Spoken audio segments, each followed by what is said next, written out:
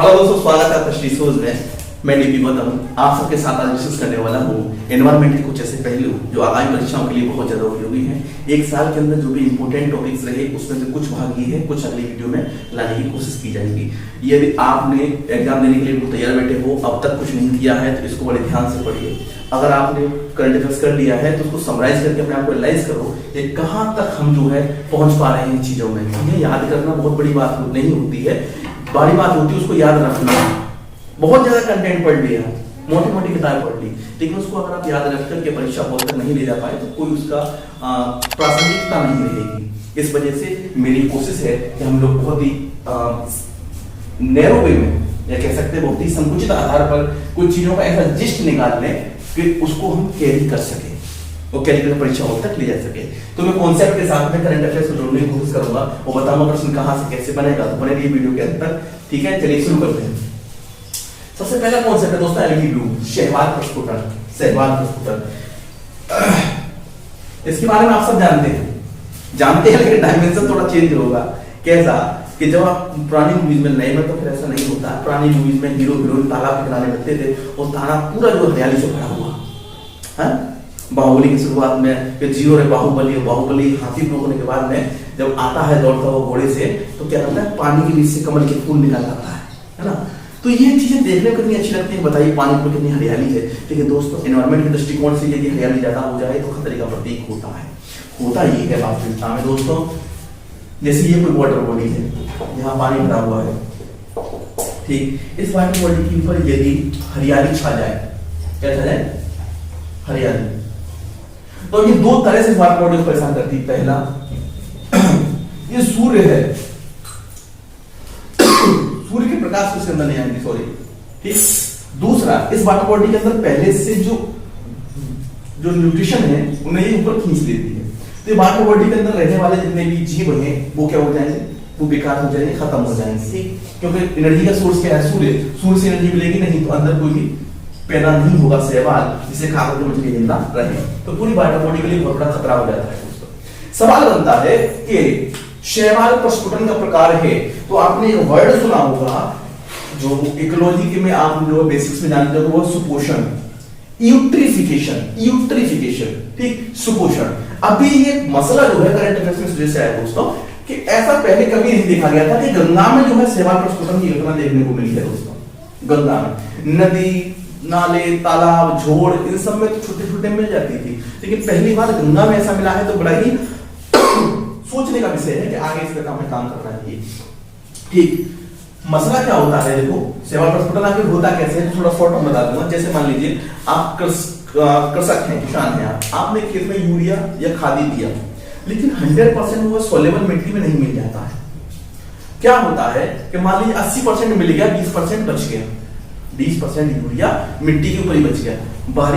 बारिश होने पे आपको पता होता है कि जो कुछ भी होता है सब लबालब हो जाता है, क्या खेत, क्या सड़क, क्या नदी, क्या तालाब, सबको एक कर देती है। प्रकृति की चीज ऐसी है। तो उस समय क्या होता है कि वो जो बचा हुआ रिमेनिंग कंटेंट होता है यूरिया वगैरह का, वो घुल करके पहुंच जाता है वाटर बॉडी में। मान लीजिए गांव का पानी नदी में, गांव का पानी जाकर के पोखर में जाता हो, गांव की पोखर उसमें जाता हो, या गांव का पानी इकट्ठा होकर किसी नदी के मुहाने में चला जाता हो तो वहां वही पहुंच गया। तो वहां पे जो पेड़ पौधे हैं उनको खाद मिल गया एक्स्ट्रा जो नहीं मिलना चाहिए था। इस स्थिति में बुरी तरह फैल जाते हैं। तो ये घटना देखने को मिलती है। पूरा समझ में आया कॉन्सेप्ट, समझ के मसला क्या है, क्यों ये विचारणीय है। चलिए दूसरे मसले की तरफ चलते हैं। देखिए एनवायरमेंट जब भी आप पढ़ोगे 3 डायमेंशन आपको जानते होंगे, जो पढ़े होंगे वो 3 डायमेंशन होती हैं। पहला होता है इकोलॉजी, ठीक, दूसरा होता है बायोडायवर्सिटी और तीसरा होता है क्लाइमेट चेंज, ठीक है। इसी आधार पे जो है करंट अफेयर्स पढ़नी चाहिए सारी चीजें। तो हमने इकोलॉजी का कॉन्सेप्ट देखा, बायोडायवर्सिटी, बायोडायवर्सिटी। तो बायोडायवर्सिटी जो होता है जैव विविधता, उसी आधार पर देखिए अभी टर्टल सर्वाइवल अलायंस जो है वो साइन किया गया। ये प्रश्नदायक बनेगा, बताइए किस राज्य में है दोस्तों, ये असम में है। टर्टल सर्वाइवल अलायंस कछुओं को लेकर के भारत में बहुत पहले से ही जागरूकता रही है। जब भी कछुओं का बात आएगा यही सुन लीजिए, लिखना चाहें तो लिख लेना, मैं बिल्कुल शॉर्ट में आपको बता देता हूं। अब तक प्रश्न पूछे गए हैं, वो पूछे गए हैं ओलिब्रिटले कछुए के ऊपर दुनिया भर की किताबों में आपको भरा मिल जाएगा। दुनिया भर के प्रश्न पूछ लिए गए। इवन जो है राष्ट्रमंडल खेलों का वो जो है ओली नाम का एक शुभंकर भी रहा उनका, लेकिन दोस्तों इस पर प्रश्न आगे कब तक बनाएगा वो, कुछ हटके बनाएगा लेकिन कछुए भी बनाना है तो ये पूछ लेगा कि टर्टल सर्वाइवल अलायंस बताइए कहां है, तो दोस्तों ये कहां होगा, असम में होगा। अब मसला भी मैंने बच्चे को किया ओलिव रिडले कछुओं का, इससे हटके है वो जो बहुत पहले से चर्चा बना रहा है और बना आता रहेगा काफी सालों तक। ओलिव रिडले एक कछुआ है, कछुए की प्रजाति है जो पाया जाता है आसाम के गहीर माथा तट पर। ठीक, होता ये है कि ये एकमात्र कछुआ है जो क्या करता है, घोंसले बनाकर के अंडे देता है। ठीक, और आकार में बहुत छोटा होता है। इस कारण होता क्या था कि वहां जो नाव आती थी या जो किनारे पर खड़े होने के लिए उसके नीचे दबकर हजारों की संख्या मर जाती थी। फिर उसको रोक लगाया गया ओलिव रिडले को लेकर के। तो इंडिया में पाए जाने वाले कछुओं में ओलिव रिडले है। ठीक, ओलिव रिडले का मसला यहाँ खत्म हो गया, ओलिव रिडले को बढ़ाने की कोशिश की जा रही है, उसको प्रमोट किया जा रहा है। उसके बाद में देखिए और स्टार्ट कछुए इंडिया में पाए जाते हैं, लेदर बैक कछुए इंडिया में पाए जाते हैं। कछुओं की कई प्रजातियां हैं। ठीक है, इस अलायंस को अवश्य याद रखिए, पूछा जा सकता है। चलिए आगे आ जाओ। ग्लोबल फॉरेस्ट गोल्स रिपोर्ट, ये रिपोर्ट के अंदर क्या है ये तो आप आगे देखेंगे, लेकिन सबसे ज्यादा इंपॉर्टेंट चीज है वो ये है कि इस रिपोर्ट को निकालने वाली संस्था कौन है, ग्लोबल फॉरेस्ट। ग्लोबल बात आएगी पूरे वर्ल्ड लेवल की, तो कोई ऐसी ऑर्गेनाइजेशन निकालेगी पूरी दुनिया को हैंडल करती है, बताओ कौन सी है।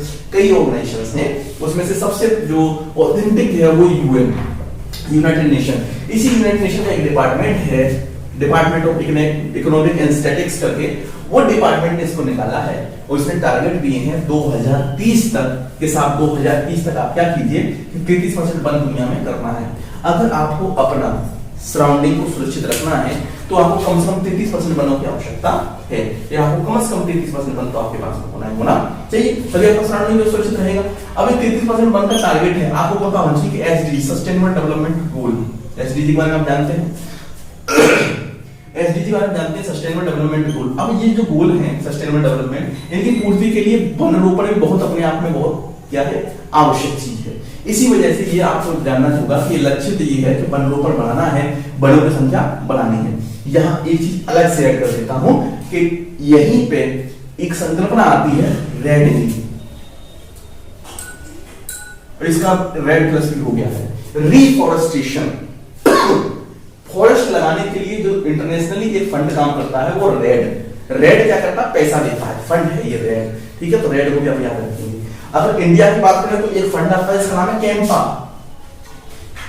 CMPA, कैंपा फंड होता है। ठीक है, ये कैंपा फंड क्या करता है, मान लीजिए आप इंडस्ट्री लगा रहे हैं, इंडस्ट्री लगाने के क्रम में आपने कोई वन उजाड़ दिया, तो उसका एस्टीमेट लगाया जाएगा कि बताइए कितना वन उजाड़ दिया। उस एस्टीमेट के हिसाब से इस फंड में उस कंपनी को पैसा जमा करना होगा, और ये जो फंड है वो दिया जाएगा ऐसी जगह जहां वन लगाया जा रहा हो। है तो बड़ी घटिया चीज है कि आप कैसे कंपोजिट कर सकते हैं प्रकृति को, लेकिन फिर चीजें ही याद रखनी पड़ेगी। तो मैं आपको चीजें जोड़ रहा हूँ करंट के साथ में, याद रखिएगा, बेसिक स्टैटिक्स है, कोई ज्यादा लोड मत कीजिए, आराम से सुनते चलिए, चीजें याद होती जाएंगी। ठीक है, चलिए अब आ जाओ, एक नया मसला है और उसके लिए वन रोपण। तो वो चीजें अभी भी वही चल रही है पिछले साल थी करंट अफेयर्स में, जैसे पुणे में वन लगाना, पुणे मसला था पुणे का, कि पुणे में सब वन लगाए जा रहे हैं मुंबई में, और अर्बन फॉरेस्टिंग का एक कॉन्सेप्ट निकल गया है। अर्बन फॉरेस्टिंग किसका कॉन्सेप्ट निकल गया है दोस्तों, अर्बन फॉरेस्टिंग, शहरों में वन लगाना। ठीक, शहरों में वन लगेगा, कार्बन की जो है शोषक होंगे, ये कार्बन शोषित कर लेंगे, इससे क्या हो जाएगा, शहरों में क्लाइमेट अच्छा हो जाएगा, इससे शहरों के लिए। ठीक, इसी क्रम में ओरोविले में वन रोपण किया गया जो सक्सेसफुल हुआ। अच्छा, इस ओरोविले को मैंने क्यों उठाया, तो यहां से प्रश्न कई डायमेंशन में बन सकता है। ओरोविले पुडुचेरी में है, पुडुचेरी में है। आप एक स्वतंत्रता सेनानी से परिचित होंगे, वे थे अरविंदो घोष। कौन थे, अरविंदो घोष जी, परिचित है, बड़े आक्रामक किस्म के व्यक्ति थे, मतलब कि ये नरम पत्ती नहीं थे, गर्म पत्ती थे। ठीक है, और इन्होंने जो रास्ता क्या किया वो ऐसा नहीं था कि कागज कलम से लेके लिखते रहो, ऐसा नहीं था, बोले चाहिए बस आ जाती। बहुत ही उग्र विचारधारा के व्यक्ति थे अरविंदो घोष जी। तो अरविंदो घोष जी ने जब स्टार्टिंग में उन्होंने कई क्रांतिकारी घटनाओं को अंजाम दिया, उसके बाद में जब उन्होंने जीवन का अंतिम समय आया तो उस समय वो निकल करके उन्होंने आध्यात्म की तरफ मुड़ लिया। उस आध्यात्म के दृष्टिकोण से उन्होंने एक आश्रम की स्थापना की थी। उस आश्रम का नाम है ओरोविले आश्रम। ओरोविले आश्रम की स्थापना किसने की, प्रश्न डायरेक्ट बन सकता है, अरविंदो घोष, याद रखना। ठीक है, इस चीज से कैसे जुड़ेगा, एनवायरमेंट करंट अफेयर। ठीक है, याद रखिए, अरविंदो घोष जी ने ओरोविले आश्रम की स्थापना की और वहीं जाकर के कि धर्म जो है विश्व सभा एक कॉन्सेप्ट भी दिया था, इसके बारे में हम ज्यादा नहीं बताएंगे क्योंकि ये जीएस के पॉइंट ऑफ व्यू से नहीं है, ठीक है, ये जीएस के कंट्रीब्यूशन नहीं है। हाँ, आप किसी का ऑप्शनल पढ़ते हो इसमें आते हो तो आप जरूर पढ़ना है, अरविंदो घोष से इतना ही लेना देना था, ठीक है। अच्छा, बन रोपण, बन लगाना, रिलेट यहां से भी करेगा बन लगाने की प्रोसेस है, ठीक। और इसको जो प्रमोट किया जा रहा है इंडिया के अंदर वो टेक्निक से किया जाता है, उस टेक्निक का नाम है मियावाकी। क्या नाम है? मियावाकी जैपनीज टेक्निक है, ठीक है। ठीक है, चल आगे आ जाओ। दो जनजातियां हैं दोस्तों, बहुत अभी चर्चा में नहीं, इस वजह से बता दे रहा हूं। दो जनजातियां हैं, एक का नाम है बोडा और एक का नाम है डोंगरिया, ठीक। दोनों ही जनजातियां कहां की है दोस्तों? आसाम की है, आसाम की है। अच्छा, बोडा तो आप जानते ही हैं, ये बोडो नहीं है, बोडा है, बोडो नहीं है, ये बोडा है। अच्छा, मसला क्या है? ये दोनों ही जनजातियां पीबीटीजी ग्रुप में आती है, ठीक, मतलब वनरेबल ग्रुप है ये। कुछ जनजातियों को बहुत ज्यादा खतरा है, इनकी सदस्य बहुत कम बचे हैं, तो एक कैटेगरी इंडियन गवर्नमेंट ने बना दी जो वनरेबल कैटेगरी में आती है, ठीक है। इस ग्रुप में ये आती हैं जनजातियां दोनों की दोनों ही। मसला क्या हुआ? कोरोना के टाइम पे पहले तो ये बची रही, बाद में ये संक्रमित होने में की गिरफ्त में आ गई। इस वजह से प्रश्न ऐसे बनेगा, पीसीएस और आईएएस पर बनता है कि बोडा डबल अनुपात असम। अब पूछेगा सही है गलत है, बोलेगा डोंगरिया अनुपात असम। अच्छा, और भटकाना चाहे तो लिख देगा बोडा अनुपात छत्तीसगढ़, बोडा अनुपात आंध्र। अब बताइए कौन सा इनमें से सही है, इनमें से कौन सा सही है? तो दोस्तों सारे के सारे सही। बोडा यहां भी पाई जाती है, छत्तीसगढ़ और आंध्र प्रदेश, इसको क्या नहीं, ठीक है। चलिए आगे चलते हैं इन सब चीजों को पढ़ने के बाद में। अब मसला आया है दूसरा एरोसोल का। अब ये किस पे आ गया? क्लाइमेट चेंज पे प्रदूषण से हम लोग आए हैं। एरोसोल का क्या मसला है? एरोसोल आखिर होता क्या है? एरोसोल दोस्तों कण होते हैं जो हवा में होते हैं, एरोसोल इनको कहा जाता है। ये बढ़ रहे हैं तो चिंता का विषय है। क्यों चिंता का विषय है? क्लाइमेट चेंज में देखिए, अगर आपने क्लाइमेट चेंज को पढ़ा होगा तो आप जानते हुए क्लाइमेट को मापने की इकाइयां हैं। जैसे सफर 1 मीटर है, जो डेवलप कराया गया था किसके द्वारा? सुप्रीम कोर्ट ऑफ इंडिया के द्वारा। बोले कि इतना ज्यादा क्लाइमेट बदल रहा है, आप लोग क्या काम करेंगे? तो सफर के अंदर कुछ मेजरमेंट दिए गए हैं। इसमें बताया जाता है कि देखो जो वो है कंटेंट है, इतना बढ़ गया है, इतना घट गया है, उस हिसाब से कदम उठाने हैं। जैसे एयर क्वालिटी इंडेक्स निकाला जाता है AQI। क्या? AQI। इसमें कुछ मान दे रखे हैं, मान लो 40 से 60, 60 से 80, 80 से 100, और जब ज्यादा बढ़ जाए तो वैसे कदम उठाने होते हैं। जैसे दिल्ली में आपने देखा होगा कभी कभी रोडों पर पानी फेंका जाता है, वो भी इसी के अंदर आता है कि जब प्रदूषण ऊपर बढ़ गया तो रोडों पर पानी फेंका जाता है। फिर ये ऑड इवन का सिस्टम ला दिया जाता है, ऑड इवन गाड़ी वाला सिस्टम लिया, प्रदूषण बहुत ज्यादा बढ़ गया है, जनरेटर बंद करा दिए जाते हैं, वो सब इसी के अंदर आता है। तो एरोसोल दोस्तों मर रहा है। एरोसोल एक पार्टिकल होता है जो हवा के अंदर पाया जाता है। इन दोनों को मैं आपको मिक्स करके पढ़ा देता हूँ, एरोसोल और ब्लैक कार्बन, ठीक। ब्लैक कार्बन आपको बता दूं, ब्लैक कार्बन का ही एक अपरूप होता है, ठीक है। मसला क्या होता है दोस्तों कि ये बहुत छोटे छोटे पार्टिकल हैं। अब देखो ये मान लीजिए एक बर्फ का टुकड़ा है। क्या है? बर्फ का टुकड़ा। ये घातक कहां होते हैं ये बता दूं मैं आपको। ये बर्फ का टुकड़ा, ठीक। बर्फ के टुकड़े का एल्बिडो बहुत ज्यादा होता है। एल्बिडो ज्योग्राफी का शब्द है एल्बिडो, परिचित होंगे। मतलब जैसे यहाँ पे सूर्य का प्रकाश आया और इसके अंदर इसको वापस करने की क्षमता बहुत ज्यादा है, ठीक। इसका एल्बिडो ज्यादा है तो सूर्य का प्रकाश आया और वापस हो गया, कोई दिक्कत ही नहीं, कोई मसला ही। मसला वहां हुआ कि जैसे ये एल्बिडो आया और यहाँ पे एरोसोल और ब्लैक कार्बन आकर के यहाँ ठहर गए। अब स्पेस सरफेस जो है वो सरफेस पहले जैसी नहीं रही। अब क्या हो रहा है कि मान लीजिए यहां से 100 प्रकाश चला, इसका एल्बिडो अच्छा था, अब वो प्रकाश यहाँ पे वापस जा रहा है तो 50 ही वापस जा रहा है। अब जो 50 रुक गया वो यहाँ पे गर्मी पैदा करेगा। क्या पैदा करेगा? गर्मी, हीट बढ़ाएगा। अब हीट बढ़ाएगा तो बर्फ पिघलेगी, और बर्फ पिघलेगी तो ग्लेशियर पिघलना शुरू हो जाएंगे। जब ग्लेशियर पिघलना शुरू हो जाएंगे, नदियों में बाढ़ आ जाएगी, नदियों में पानी बढ़ जाएगा। जब पानी बढ़ जाएगा तो नदियों में बाढ़ आने के कारण तटवर्ती क्षेत्रों में प्रॉब्लम क्रिएट हो जाएगी, और समुद्र तट में भी अगर उछाल 1 मीटर का रह जाता है तो दुनिया के बहुत सारे देश नक्शे से गायब हो जाएंगे दोस्तों। तो ये खतरे के कारण है इन दोनों के लिए। समझ में आ गया? एरोसोल और ब्लैक कार्बन दोनों समझ गए कहां दिक्कत देते हैं। ऐसे कॉन्सेप्ट आपसे पूछे जाते हैं, वही बताइए एल्बिडो क्या है। अब एल्बिडो का मतलब होता है कि भैया जितना प्रकाश आया उसको वापस करने की क्षमता किसके अंदर कितनी है। पानी के अंदर एल्बिडो कम है, पानी सूर्य की किरणों को अवशोषित कर लेता है तो उसको वापस कर देता है। परंतु बर्फ के अंदर जाता है, बर्फ आईने की तरह काम करता है। ठीक है, चल नीचे आ जाओ। नेट जीरो की रेस इंटरनेशनल एनर्जी एजेंसी, देखो मसला ये है कि पूरी दुनिया मिलकर ये चाहती है कि हम कार्बन उत्सर्जन को कम करें और स्थिति ऐसे करते हैं कि ग्रीन एनर्जी ऐसी पैदा करें कि वो स्थिति नेट जीरो किया जाए। मतलब ऐसा होता है, मान लीजिए आपकी जेब में 100 रुपया, आप जा रहे हैं मार्केट, हमने 100 रुपये आपसे चुरा लिए, क्या हुआ, 100 रुपये चुरा लिए। अब ये बताइए आपका कितने का नुकसान हुआ, हमको कितने का फायदा हुआ, 100 रुपए का, और आपका नुकसान कितने का हुआ, 100 रुपए का। नेट सम क्या है, जीरो। ये होता है नेट सम का खेल, कि जितना कार्बन उत्सर्जन करे उतना उसका प्रतिपूर्ति के लिए काम करे। मतलब कि आगे चल के मान लीजिए हम जो है आगे 5 सालों में 5 मिलियन टन कार्बन उत्सर्जित करने वाले थे, जो हमने बचा दिया किससे, ग्रीन एनर्जी प्रोड्यूस करने से, तब ये नेट सम का खेल हो जाएगा। समझ में आ गया, ज्यादा दिक्कत नहीं लेनी है। इंटरनेशनल एनर्जी एजेंसी है, इंडिया इसमें काफी अच्छा काम कर रहा है। सोलर अलायंस में आपको पता होगा इसका मुख्यालय इंडिया के अंदर है, और ये मुख्यालय कहां सिचुएटेड है दोस्तों, गुरुग्राम में।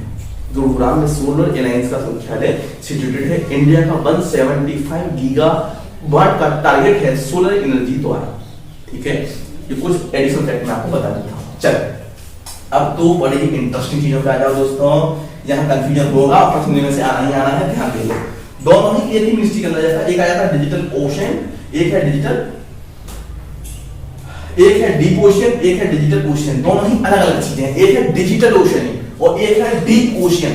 ठीक है, ministry of earth and science के अंदर ही आता है, ministry of earth and science के अंदर ही आता है। अब देखो नाम से स्पष्ट हो रहा होगा, डिजिटल, डिजिटल से आप क्या समझते हैं, इलेक्ट्रॉनिक सामान, इलेक्ट्रॉनिक मतलब डाटा का ट्रांसफर, इधर कहने का मतलब डिजिटली जो भी आपको इंफॉर्मेशन चाहिए वो डिजिटल ओशन पर आई है, और डिजिटल ओशन डेवलप किसने करा है, ministry of earth and science ने डेवलप करा है दोस्तों इसको। इसमें आपको इंफॉर्मेशन चाहिए जो भी रिसर्च के एस्पेक्ट से, एनवायरमेंट के एस्पेक्ट से आपको एक जगह मिल जाएगा। अच्छा, आप बोले सर डीप ओशन क्या है, तो डीप ओशन एक मिशन है। देखो समुद्र जो है संभावनाओं का भंडार है दोस्तों, समुद्र संभावनाओं का भंडार है, और साथ ही साथ समुद्र की बहुत सारी जो भी इस तरह करती है उनको भी तक पहचाना नहीं जा सका है। ठीक, समुद्र संभावना का भंडार है, लेकिन अभी हम उस भंडार का इस्तेमाल पूरी तरह नहीं कर पा रहे हैं। इसीलिए मिशन लॉन्च किया गया है इंडिया के द्वारा कि हम अपने डीप ओशन में जाकर के ये देख लें कि भैया कहां से क्या क्या संसाधन हम और जुटा सकते हैं। ये उसके लिए मिशन है, ये संसाधनों की खोज है एक तरह से, समझ में आ गया दोस्तों। ठीक, डीप ओशन मतलब फोर्टिक जोन से नीचे जहां तक सूर्य की किरणें पहुंचती है वो फोर्टिक जोन कहलाता है। उस फोर्टिक जोन से नीचे वाला हिस्सा जब बिल्कुल सूर्य की किरणें कभी नहीं पहुंचती उसको बोलते हैं डीप ओशन। डीप ओशन में रेयर अर्थ मेटल्स मिलती हैं जो मोबाइल बनाने के काम में आती हैं। चाइना ने यही तो किया है, डीप ओशन में अपना जो है महारत हासिल करके वो मेटल्स को वहां से निकाला, और चाइना जो अपनी मोबाइल इंडस्ट्री को दुनिया में आगे ले गया। ठीक, अपने संसाधन को पहचानने के लिए काम कैसे चलेगा। इधर आ रामसर कन्वेंशन पूरी दुनिया के अंदर सबसे पहला और व्यापक कन्वेंशन है, जो सबसे पहले इंटरनेशनल कन्वेंशन माना जाएगा। यही है 1972 में हुआ था, 1971 में हुआ था, सॉरी, रामसर कन्वेंशन। ठीक, इसका एक ही काम है दोस्तों कि जहां भी बिटलैंड है, मतलब जहां दलदली भूमि है, उन्हें बचाना। बोले सर इससे लाभ क्या होगा, देखो लाभ ये होगा, दलदली भूमि दो तरह से काम करती है। पहला, दलदली भूमि बहुत अच्छी सिंक होती है कार्बन की, वो कार्बन को इकट्ठा करके रखने की क्षमता रखती है। दूसरा, दलदली भूमि एक सीमा की तरह काम करती है जो मरुस्थल नहीं होने देती जमीन को, उधर वाली को दलदल बीच में उसको रोक के रखती है। अगर दलदल सूखा सीधा मरुस्थल हो जाएगा, दलदली भूमि मरुस्थलीकरण को रोकती है। इस वजह से आप जानते हैं भूमि का क्या वैल्यू है। अगर भूमि किसी देश के पास अच्छी हो, सब फर्टाइल लैंड हो जाए तो कितना अच्छा संसाधन पैदा हो जाएगा। ठीक, अब इसमें मसला क्या है कि अभी इसका 42वां संस्थान जो है जोड़ा गया है इसके अंदर, श्योटकर लेक, जो कहां पे है दोस्तों, लद्दाख में। कहां है, लद्दाख में श्योटकर। ठीक, वेटलैंड कॉम्प्लेक्स। अच्छा, इसके अंदर पहले से भी एक और है, वो भी श्योकर के है, लेकिन उसका नाम है श्योकर मोरेटी। श्योकर मोरेटी दोनों का नाम याद रखिए। टोटल 42 है। ठीक है, सबसे ज्यादा साइट किसके अंदर है, तो यूपी के अंदर है। यूपी के अंदर सबसे ज्यादा साइट है इसकी, रामसर की। ठीक है, रामसर कन्वेंशन है। ठीक है, इसके अंदर एक मॉन्ट्रैक्स रिकॉर्ड होता है, ज्यादा डिटेल में नहीं जाएंगे, बता देता हूं मोटा मोटी, क्या पता प्रश्न कहीं और से बन जाए। रामसर के अंदर भी पहला चीज सुनिश्चित कर रहा है। अब इसने जिसको संरक्षित कर रहा है उसके अंदर में जो बहुत ज्यादा खतरे में है उनके लिए मॉन्ट्रेक्स रिकॉर्ड होता है। वो मॉन्ट्रेक्स रिकॉर्ड एक रजिस्टर होता है जो हाईली वनरेबल के लिए यूज होता है, कि बहुत ज्यादा खतरे में इनको पहले उठा। चल अब मसला चीते शेर का और दूसरा डॉल्फिन का। डॉल्फिन पहले खत्म कर लेते हैं। डॉल्फिन हमारा राष्ट्रीय जलीय जीव है। इसके लिए रिसर्च सेंटर पटना में बना है और पटना में इसके लिए रिसर्च सेंटर बना है। ठीक है, डॉल्फिन के लिए काफी प्रयास किए जा रहे हैं। डॉल्फिन प्रश्न बहुत बनते हैं, इस वजह से डायरेक्ट स्ट्राइक करें कहां बना है रिसर्च सेंटर। ठीक है, बाघ गणना, अफ्रीकी चीता पुनर्वास, कूनो एमपी। देखो इंडिया एकमात्र ऐसा देश है जहां चीते की सारी प्रजातियां पाई जाती हैं। चीते की 6 प्रजातियां होती हैं दोस्तों। लेपर्ड अलग होता है, चीता अलग होता है, बाघ अलग होता है, इत्यादि इत्यादि, ये सब के सब। ठीक है, अब देखो बाघ की गणना में इंडिया ने टॉप मारा दुनिया के अंदर। नो डाउट इंडिया बहुत बेहतरीन प्रदर्शन कर रहा है कि 2967 बाघ है आज इंडिया के अंदर। लगभग 3000, दुनिया का 70% जो टाइगर है वो हमारे पास है। ठीक, दुनिया का 70% टाइगर हमारे पास है। ठीक है, और सबसे खतरनाक बंगाल टाइगर आप जानते होंगे। ठीक है, अगर नहीं जानते हो तो रॉड टाइप का एक मूवी है, मूवी रिकमेंड करूंगा, रॉड, जैसे ही हो तो देखना, ROAR, रॉड मूवी देखना, बंगाल टाइगर का पूरा स्पेसिफिक के साथ इसमें देखना। हम टाइगर में बहुत बेहतर कर रहे हैं। दूसरा, अफ्रीकी चीते को इंडिया में लाने के लिए प्रोग्राम चल रहा था, काफी दिनों से उसको हेल्प कर रहे थे। अब उसको सफलतापूर्वक कर दिया गया है। ये लाया जाएगा कूनो नेशनल पार्क में। ये कूनो नेशनल पार्क स्टेट कहाँ है दोस्तों? तो MP में। समझ में आ गया? तो यहीं से MP के पार्क जो है इंपोर्टेंट हो जाएंगे। Kanha national park, Kuno national park इत्यादि सब करने की संभावना है। इनको अवश्य देख लें। ठीक है, हमने काफी जो है डायमेंशन कवर करने की कोशिश की है, कुछ रह गए हैं तो अगली वीडियो में लाने की कोशिश करेंगे। ठीक है, अपनी तैयारी को बिल्कुल ऐसे ही काट रखिए, बनाए रखिए, वीडियो को ज्यादा से ज्यादा लोगों तक शेयर करें ताकि आपकी अप्रोच जो है वहां तक, हमारी अप्रोच वहां तक पहुंच सके। और जो भी रिमेनिंग वीडियोज है वो देखने के लिए आप प्लेलिस्ट में जा सकते हैं। साथ ही साथ हम जो है बुक रिव्यू भी काफी करते हैं ताकि आपके लिए ये पता चले कि कौन सी बुक ऑथेंटिक आपके लिए अच्छी रहेगी, कौन सी नहीं रहेगी। चलिए मिलते हैं अगले ऐसी इंफॉर्मेटिव वीडियो में, तब तक के लिए जय हिंद।